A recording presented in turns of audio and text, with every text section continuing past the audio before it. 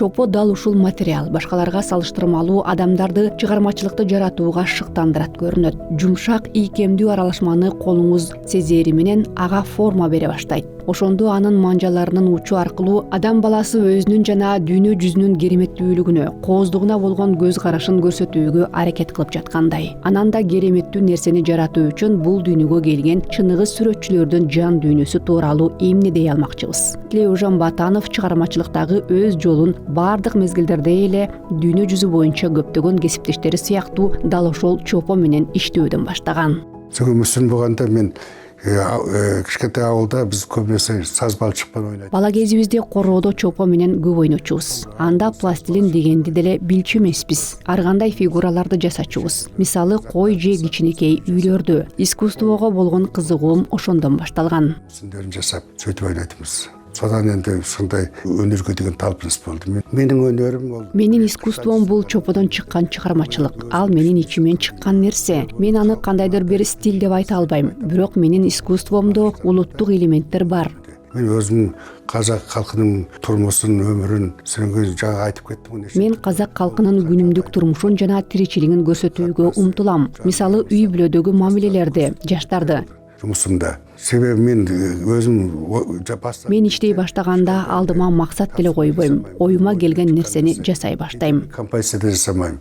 Себеби өзүм ойлогон оюм болот, сону ары карай жалгастыра берем мисалы. Онда мен жасаган чыгарманы жаратууда мен көптөгөн деталдарга көңүл бурам. Композиция, бет түспөлүнө, кийим кечесине, олтурган абалына жана дагы башка майда нерселерге.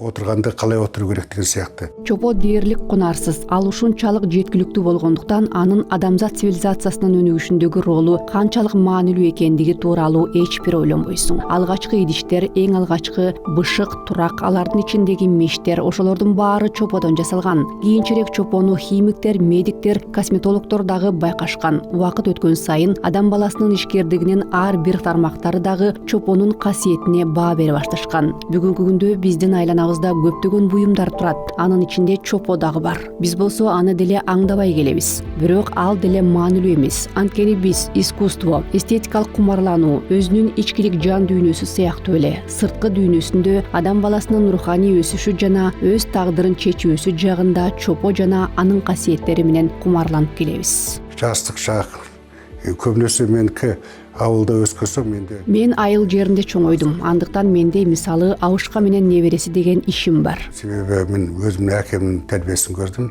Мени чоң атам тарбиялады. Демек көптөгөн чыгармаларымдан чоң атанын небересине болгон мамилесин, атасы, чоң атасы небересин кучактап жаткан, эне менен бала тууралуу сценаларды же болбосо үй бүлө сыяктуу чыгармаларды байкоого болот. Көбүнесе негизинен менин темам былай алган кезде. Негизинен менин темам заманбап тематика. Алсак күн сайын үналгы же сыналгыдан ар кыл жаңылыктарды угабыз. Өз чыгармаларымда, олуттуу эмгектеримде мен аларга дагы мукташам, басым жасайм. Ошондой эле жаштар темасына да көп кайрылам. Көп теманы козгойм мен. Теманы. Тлеужан Батановдун чыгармачылыгы кучакка батпайт. Ал скульптор, живописчи, график жана дизайнер. Андан канча сурабаңыз, ал ушул багыттардын кайсынысы өзүнө жакын экенин эч качан айтпайт. Балким ал ондогон жылдар аралыгында өзү дагы ушул суроолорго жооп таба албаса керек. Тлеужан Батанов олуттуу скульптуралык формалар менен сыяктуу эле холст үстүндөгү жалпак сюжеттер менен бирдей ынтызарлыкта эле иш алып бара берет. Ал өзүн формаларда, материалдарда, өзүн пикирин билдирүү жагында да тыйган эмес. У художника нет никаких рамок. Сүрөтчүнүн эч кандай чеги жок. Ал өзүн эч кандай мезгил чегине байланыштырбайт. Ал толугу менен эркин. Аны биз техникасынан эле байкай алабыз. Башкача айтканда, ал аткарылган материалдары боюнча такыр башкача. Мисалы, мына бул залда абстракция, арымдуулук артыкчылыктуу болсо, скульптуралык иштерин алсак, ал кыйла эле жылуулук тартуулайт. Аларда үй бүлө, сүйүү, жылуулук, даанышмандык сыяктуу жашоонун негизги баалуулуктары көрсөтүлгөн. Ал эми мына бул жерде, мына бул контрастта чыгармалары абдан кызыктуу оюн салат.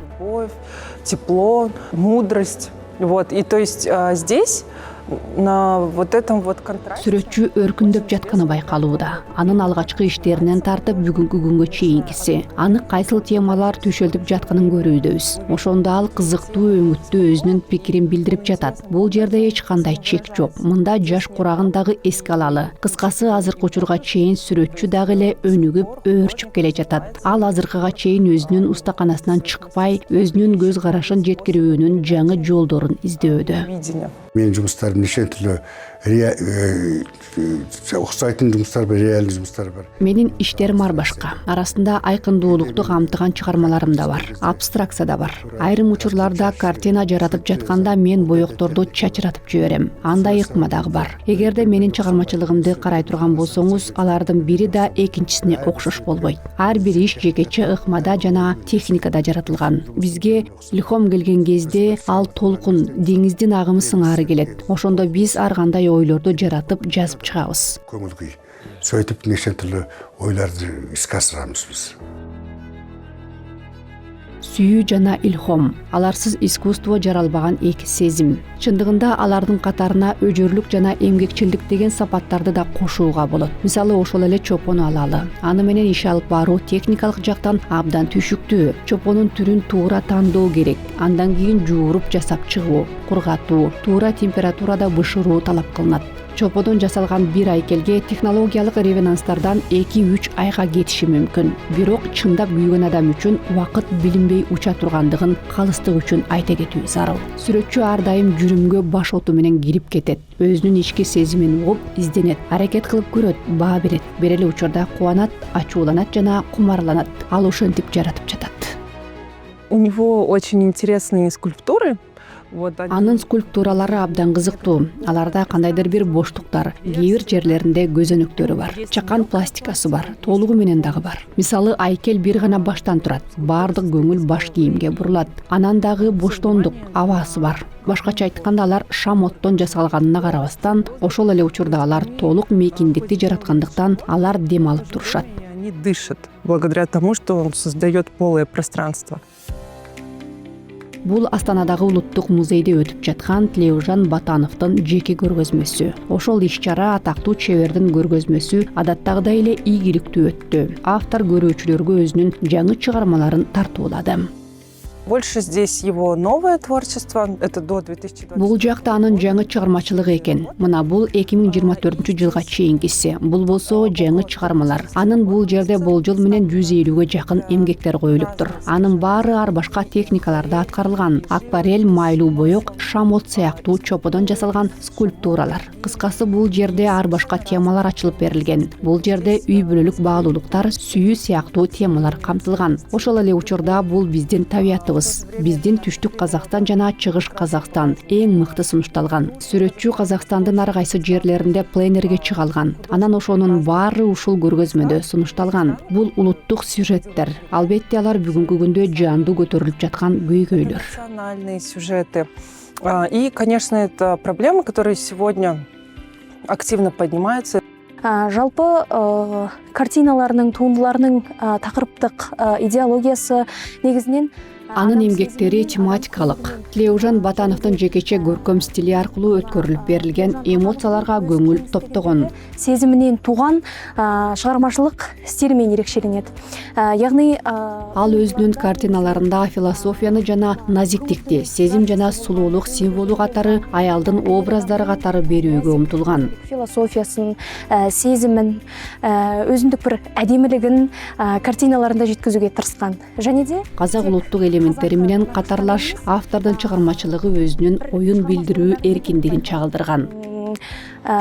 Чыгармачылыгында тек акварель боеуларды гана эмес, ал акварелден тышкары айнек менен чопону колдонуу аркылуу чыгармаларды аралашкан ыкмада жараткан. Яғни аралас техникамен де туындыларын жасаган болатын. Және де жалпы ошондой эле казактын көчмөн маданияты үчүн салттуу мааниге ээ болгон жылкынын баалуулугун да байкоого болот. Тақырыбы болгон жылкы куртка да байкалат. Яғни жүгү нарда, казаны теңдей болгон. Жылкы адамдын мүнөзүнө салыштырмалуу алганда ылдамдыктын, көз карандысыздыктын символу катары чыккан. Сенимди сериги болгон мына жылкынын минезиндеги жүйрүктүк, асаулык, эркиндикти адам боюндагы минез кулукпен ушташтыра билген. Сонымен катар Автор Талгардын, Көлсайдын, ошондой эле Көкшетау менен Бурабайдын пейзаждарын чеберчилик менен чагылдырып, жылуу сүртүмдөр менен табигый кооздуктарды айкалыштырган. арасындагы ыстык сезимди де немере мен жалпы бала балым немере жаным дейтин мына үлкөн Өз иштеринде ал эне менен баланын ортосундагы сүйүүнү жана өз ара мамилени, ошондой эле чоң аталар менен неберелердин ортосундагы жыгымдуу және байланышты де көрсөтө өзүнүн алган. шығармашылығында негізінен жіп сияқты материалдарды да шебер қолдана білген. Мындан тышкары сүрөтчү жиптерди жана башка материалдарды колдонуп, ал аркылуу казак кызынын коомдогу ролун, анын жашоодогу маанилүүлүгүн чеберчилик менен чагылдырып, анын образын ааламдын сырлары жана көп кырдуулугу менен байланыштырат. Сол әйел бейнесінің мінезіндегі алуан түрлілікті де аспан әлемінің құпия бір жұмбақ әлемімен, алуан түрлілігімен ұштастырып жеткізе білген. Көңілге байланысты ол жұмыстың бәрі адам жасаған Анын баары маанайга жараша болот. Аткарылган иштердин баары белгилүү бир мааниге ээ. жастар туралы көп сурет жасап жатырмын. Жас кыздың казак. Азыр мен казак кыздарын көп чагылдырам. Биздин элибиз көчмөн болгон. Тарыхты алсак, биздин кыздарыбыз ар дайым келбеттүү, кооз кийинип, зер буюмдарын тагынып жүрүшкөн. Мисалы, керемет ашекейди жакшы көргөнбүз улутпуз. Сондай кыздардын элин жасайм экен десе. Немесе Менде ошондой эле үй бүлө, экология тууралуу да чыгармаларым бар. Анын баарын көрүш керек. Аларды көргөзмөдөн көрө аласыздар. жасап жатқан. Оның бәрі көру керек, сол көрмеде көріп жатсыздар ғой соны. Тлеужан Батанов өмүрүн искусство менен байланыштыруу жогорку жактан берилгендигине ишенет. Анткени жалпысынан алганда өзүнүн өмүрүн искусствосуз элестете албайт. Өз жолун өтө эрте тандап алгандыктан ал биринчи эле мүмкүнчүлүк жаралганда билим алуу процессине сүңгүп кирген. Казакстанда жакынкы жана алыскы чет өлкөлөрдөн окуп, жашоодон да көп нерселерди үйрөнгөн. Анын кайсыл бир учурда өз билими жана тажрыйбасы менен сүрөтчүлөрдүн жаңы мууну менен бөлүшүүнү каалаган, ал ишти ийгиликтүү жүзөөгө ашырып келе жатканына 40 жылдан ашык убакыт болду. Албетте чыгармачылык менен эр шаркак алып келе жатат. Енді біз мектепте окуганда ар бала көбүнесе эң тарихы керек. Мектепте окуп жүргөн кезимде ар дайым Италия сыяктуу даңазалуу тарыхы, искусствосу, архитектурасы менен өлкөлөр бар деп окутушат. Мен өзүм Италияда болгам, мына калаларын аралап көрдүм. Флоренция. Мен Италияга баргам. Флоренция, Рим, Милан деген шаарларын кыдырып чыктым. Карап көрдүм. Содан алган себеби жаш кезимде мен Жаш кезимде Микеланджело тууралуу көп ойлончумун. Анын скульптураларын баамдачумун. өз көзүм Давидин көрүп, анын бәрін өзүм таң калдым соны. Себеби биз Давидти өз көзүм менен көрүп, абдан таң калдым. мүсіншілер бар мысалы. Сол енді соның бәрі қызықтырады адамды. Менің өзімнің Биздин Казакстанда да көптөгөн мыкты сүрөтчүлөр жана айкелчилер бар. Мени ошонун өзү абдан шыктандырат. көрметі Кайыңды деген жер. Менин мекеним абдан көрктүү жер. Мисалы Көлсай, Кайыңды сыяктуу. Ан кезде айналаның бәрі таулар қоршап тұрады, керемет. Су ағып жатыр, көл бар қасыңда. Окуп жүргөн кезимде мени тоолор, дарыялар, көлдөр, канаттуулардын сайраганы курчап турчу. Ошол бардык жаратылыш мага абдан чоң таасир калтырган. Ошондо мен сүрөт тарта баштагам. Әсіретті. Сурет сала бастадым мен. Сурет салып, содан үйрендім мен. 8 класстан кейін 8 класста аяктагандан кийин Алматыга келип көркөм сүрөт окуу жайына тапшыргам. Андан соң Кореядагы улуттук колөнөрчүлүк искусство институтун бүтүргөм. Ошондон бери иштеп жана сабак берип келе жатам. институтун бітірдім. Содан келіп, содан бері жұмыс істеп жатырмын. Ұстаздық қызмет көбінесе менікі. Алматыда. Алматыдагы театралдык институтта, кийин Евразия университетинде сабак бердим. Мына жаққа келіп Евразийский институтта сабақ бердім. Деген сияқты. Сол ылғи мен қаншама жас. Казакстанда таланттуу жаш сүрөтчүлөр көп. Мен алардын өнүгүшүнө аз да болсо салымымды коштум деп эсептейм. Балаларым дизайн саласынан болсын, қай саладан болса да мен ешқандай көмегім тиді деп ойлаймын. Тлеужан Батанов Гумилев атындагы университеттин ардактуу профессору. Казакстандын маданиятына эмгек сиңирген ишмер. Казакстан сүрөтчүлөр союзунун жана дизайнерлер союзунун мүчөсү. Көптөгөн жылдар аралыгында анын жүздөгөн эмгектери дүйнөнүн ондогон өлкөлөрүндөгү коллекцияларга тарап кеткен. Бир сөз менен айтканда, Тлеужан Батанов көрүнүктүү, таанымал, көп кырдуу жана чыгармачылык энергияга толуп турган сүрөтчү. Педагог ошол эле учурда абдан эле жөп жөнөкөй. Енді өнер деген нәрсе Ар бир сүрөтчүнүн искусствосу, бул өзгөчө стили, жазмасы. Бизде эң мыкты скульпторлор бар. Бирок мен өзүмдү чоң чебермин деп эсептебейм. Мен жөн гана искусствону сүйгөн адаммын. Болгону элдер менин эмгегимди көрүшүн каалайм. халық қарасын.